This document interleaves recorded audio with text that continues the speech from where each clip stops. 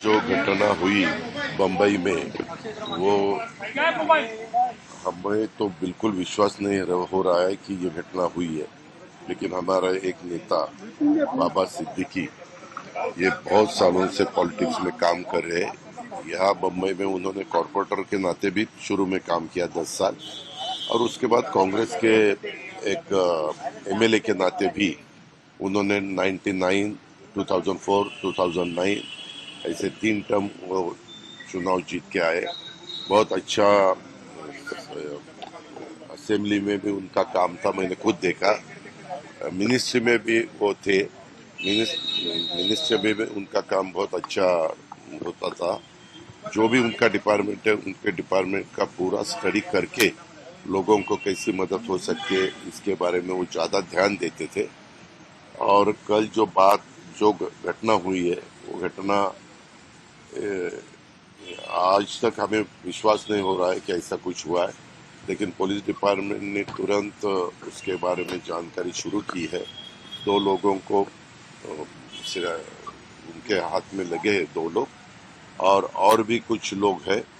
उनको ढूंढने के लिए, उनको लाने के लिए 5 टीम पुलिस डिपार्टमेंट ने लगवाई है और अलग अलग स्टेट में उनको भेजा है।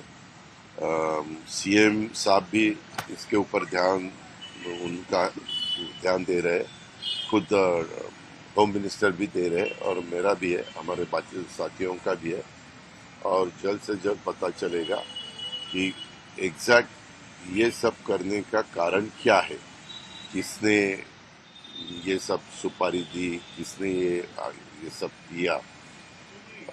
इसके बारे में तुरंत तुरंत नहीं, लेकिन 1-2 दिन में ही पता चलेगा, ऐसा मुझे विश्वास है। और आज 8:30 बजे बड़ा कब्रिस्तान मरीन लाइन्स में जो है, वहाँ उनको दफनाया जाएगा। सरकारी इत्मीनान में दफनाया जाएगा, राजकीय सम्मान से। और उसके बारे में भी गवर्नमेंट ऑफ महाराष्ट्र ने ऑर्डर्स निकाले हैं।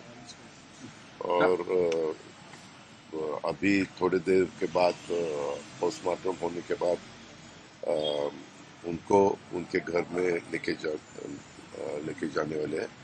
और वहाँ कुछ टाइम रखने के बाद उनकी जो कॉन्स्टिट्यूंसी है, वहाँ लोगों को दर्शन के लिए रखने वाले हैं।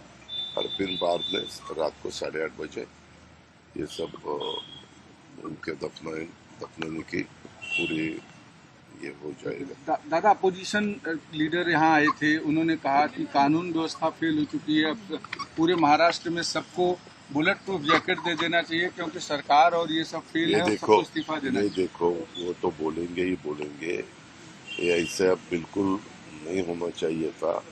अभी अपोजिशन वालों क्या बोलेंगे, वही बोलेंगे। लेकिन हमारा काम है कानून ठीक रखना, कानून व्यवस्था ठीक न रखना, और उसके बारे में और भी जो भी